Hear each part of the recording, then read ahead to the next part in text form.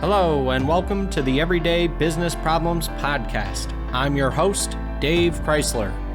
Each episode, we talk to business leaders and subject matter experts to learn about the challenges they've overcome and the challenges they still face. You'll hear fresh insights, real talk, and get inspiration to grow your business. A client of mine had a pretty incredible first quarter. Unfortunately, it was backed up by a bit of a less than desirable second quarter, with May being one of their worst months on record or on recent record. And what I want to talk about today is what almost always happens when a bad month happens, and why the decision that you make could be one of the most expensive ones in business. So what tends to happen when a bad month happens or is preceded by a great quarter or a great couple of months? Generally what happens is that we start to become pretty reactive because we want to make sure that we don't trend that way, right? So when we start to see the results of 1 month, looking at lagging metrics, our first reaction often is total shift, right? We got to change everything. Things are broken. We didn't get the results we anticipated. And so we need to make a bunch of changes to get ourselves back on track. And I see this play out like across so many different businesses. This isn't, specific to my one client. And it's really tricky because you want to make sure that you are making appropriate changes, right? And that you are not slow to react in a scenario that requires reaction, right? And so I talk a lot about this idea of lagging indicators, leading indicators, and trying to make sure that the things we are looking at to influence, right, outcomes are the leading indicators, because ultimately those things should be telling us what potentially is going to be happening in the next, week, next couple of weeks, next month, next quarter, right? But what we tend to do is measure and react using only lagging indicators.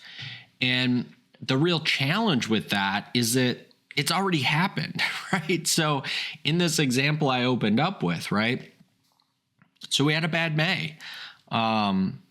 But having a bad May and then taking June to enact a bunch of different changes is not going to help us determine what created, potentially the bad May results to begin with, right? Are the activities that we were doing, did we hit our leading metrics on those? Or did we know in April or earlier that May was going to be soft, right? Or there market dynamics that were shifting that impacted the lagging indicators for, May financials, right? And what this ends up getting us into a cycle of is flavor of the month, changes that don't stick, spot treatments from both a efficiency perspective or a focus area perspective set a different way. And so it's really challenging to stick with the plan, and by that I mean putting 1 month or even 2 months, sometimes a full quarter, right? But putting that into perspective of what else is happening. So with this particular client, pretty terrible May, right? But that was on the heels of a pretty incredible Q1 And what I would chalk up to a less than desirable Q2, with May kind of being, the real bottom of that, right? So obviously May pulling down the Q2 results. It's a company that runs on a calendar year, right? So again, we have to be mindful of how those results fit into the bigger picture. We have to be mindful of, are we being too reactive because we're already behind the eight ball in the sense of, we're measuring or we're reviewing lagging indicators.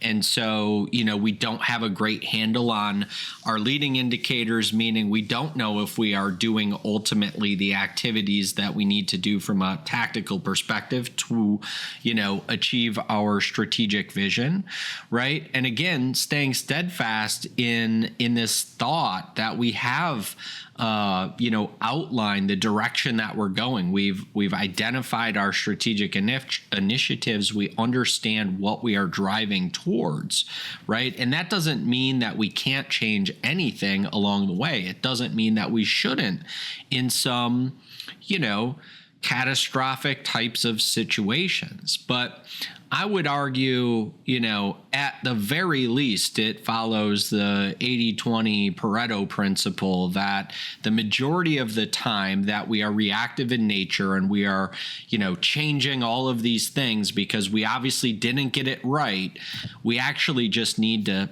take a breath, take a beat, and continue on the same path that we're going on. Now, for me, that's because I'm looking at all of the other pieces of the puzzle, right? And because I've been through both downturns, upturns, growing businesses, I've seen a variety of ebbs and flows that ultimately add up to us continuing to build and get momentum and to stick with our strategic outline versus this constant shift and change. Because what ends up happening in that scenario is, and as I mentioned, it is that flavor of the month is very confusing, very chaotic for people. And it feels as though you're doing something because you're reacting and you're making a decision and you're changing course and now this is the thing, right? But when that happens time and time and time again, and we get a little bit of momentum, we have a couple of great months, then boom. Oh, we had a little bit softer of a month than we thought. We didn't, hit our quote closing percentage. It was close, but we still didn't hit it. So we got to do something different, right? When you constantly have this reshifting and reactivity, it's like whiplash inside of your business.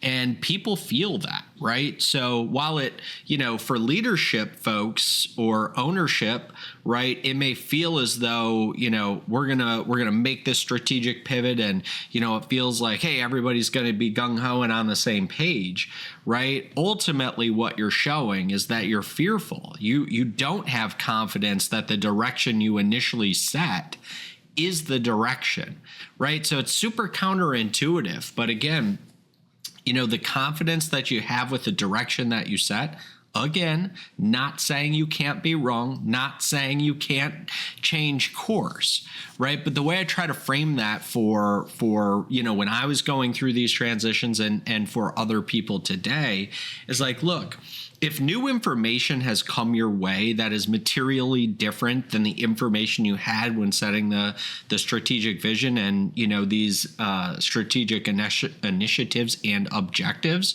okay, let's talk about it. Let's kind of get it on the list, right? But if we are simply reacting to, a kind of miss in the sense of where we wanted to be or what our goal set was with, kind of standard to actual, if you will. But if we missed yet, all of the other tactical activities that we outlined are still being actioned, and we feel as though that there's momentum and there's kind of, initiatives up on the board that are yet to be closed out.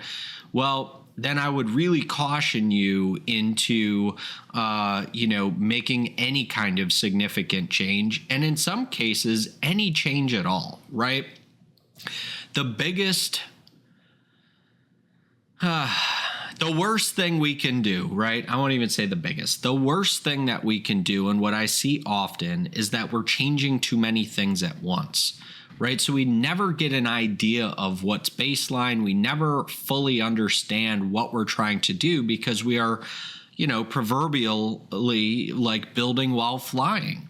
And, while that can seem fun and seem as though you're cutting edge, that, everything's in motion all at the same time, it's really exhausting for people. Okay.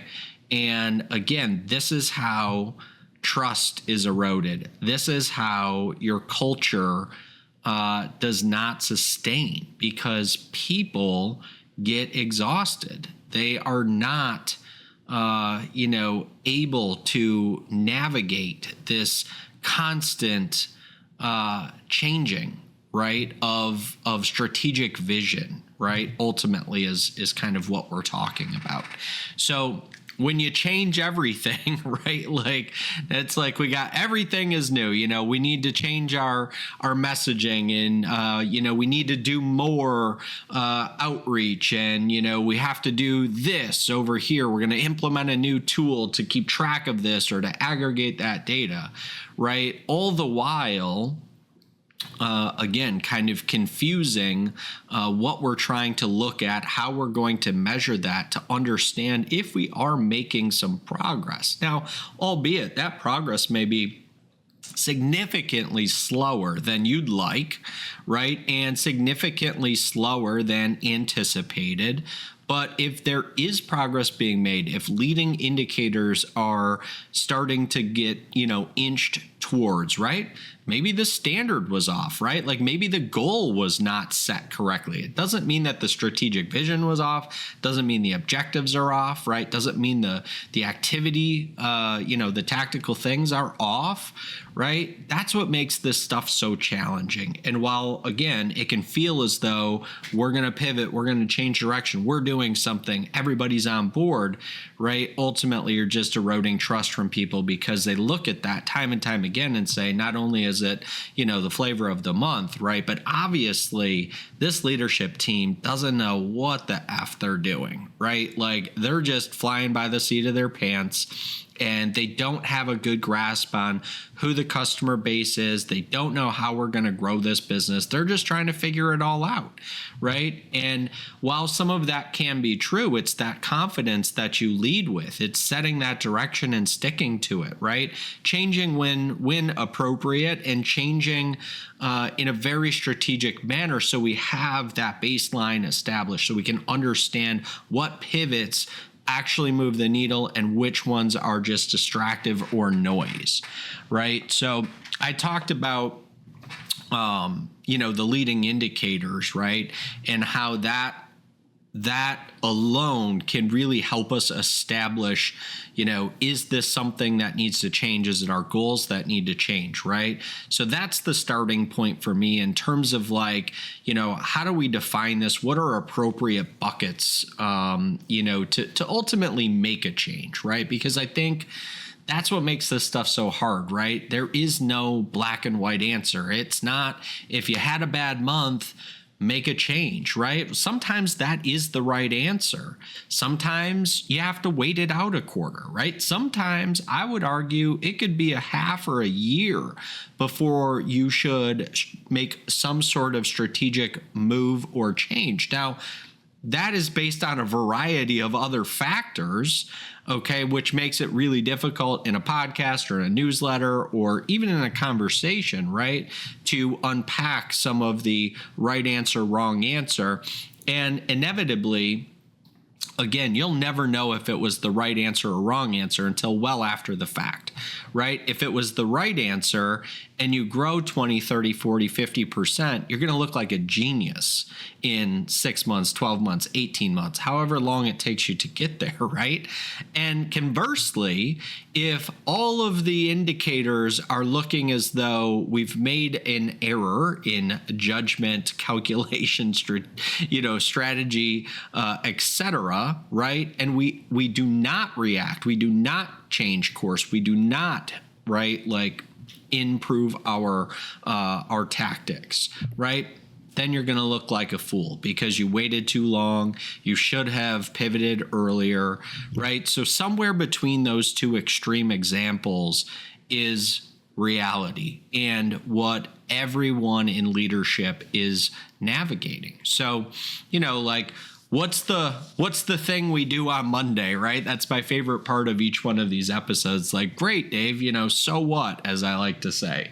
And the thing to do is, if you're coming off of one of these months, right? Like we're at the first part of July when this is going to be coming out. So we just closed out, Q2 for the majority of companies that are out there running on a calendar fiscal. And so we've got, one half in the can already, as they say, right?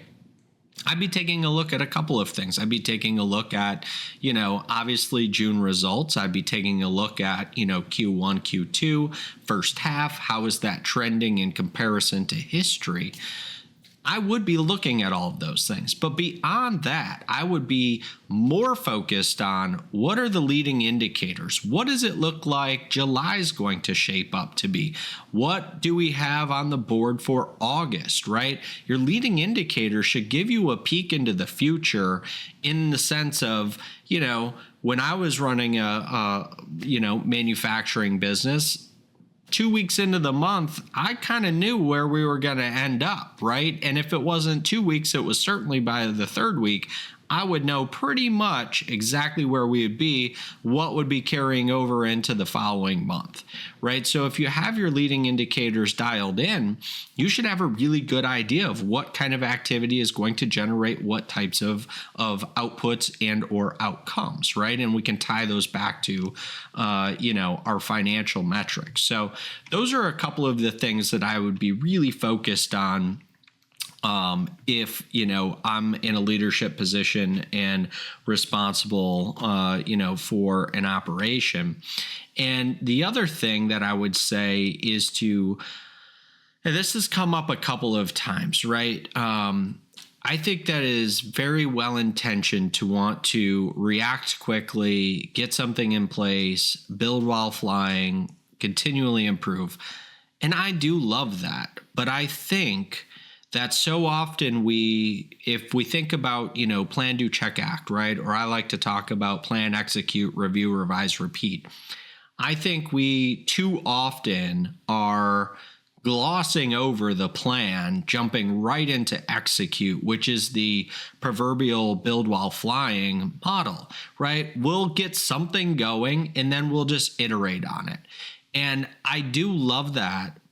But that is on the heels of a very well-intentioned, very thorough planning session. And sometimes people get that a little twisted, right, when I'm talking about this. For me, a planning session could be an hour. Planning session could be a couple of hours. It could be multiple sessions over multiple days.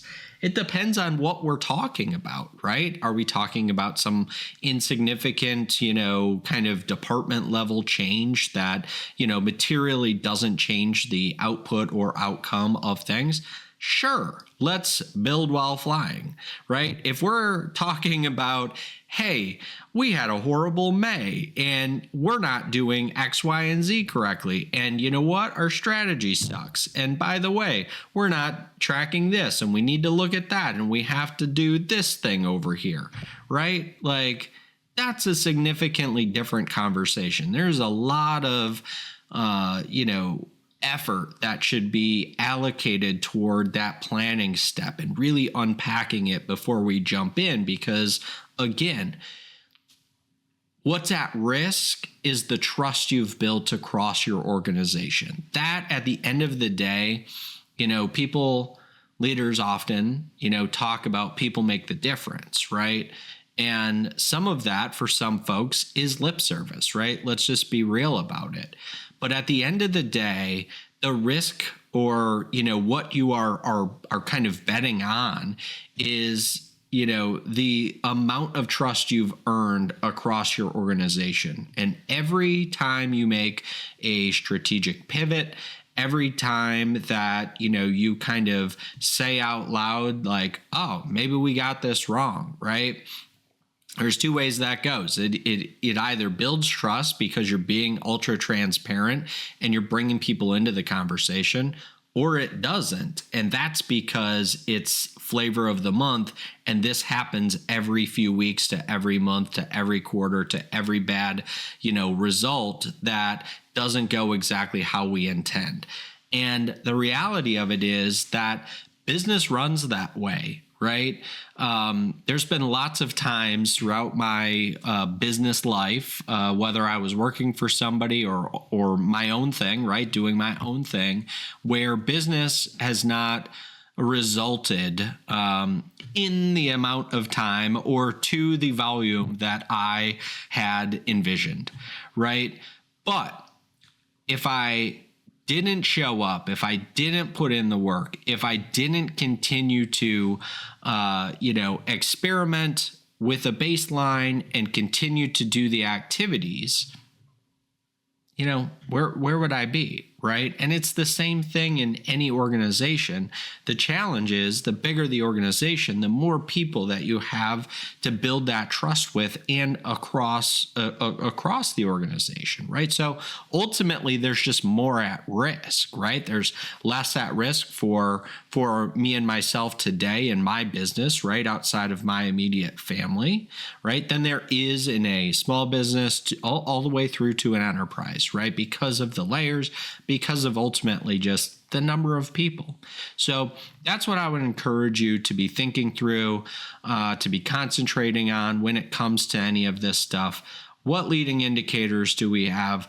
What is our process for thinking through results, right? What's our leading indicators telling us? What are our lagging indicators telling us? How do those two things align? How do we think through making a change at the strategic level? How do we think through making a change at the tactical level? How do those things connect, right? And then ultimately, how are we bringing people in? How are we building trust across the organization? And how is that helping us to move the needle further faster? Right. So I'll leave you there as a reminder. Each one of the solo episodes is an extension of our free weekly newsletter, Business System Saturday.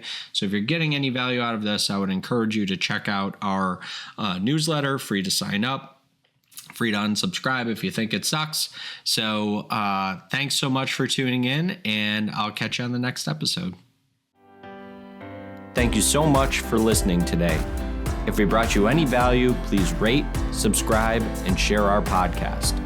Also, be sure to connect with us on social media by searching @The Crysler Club. Until next week, I'm your host, Dave Crysler.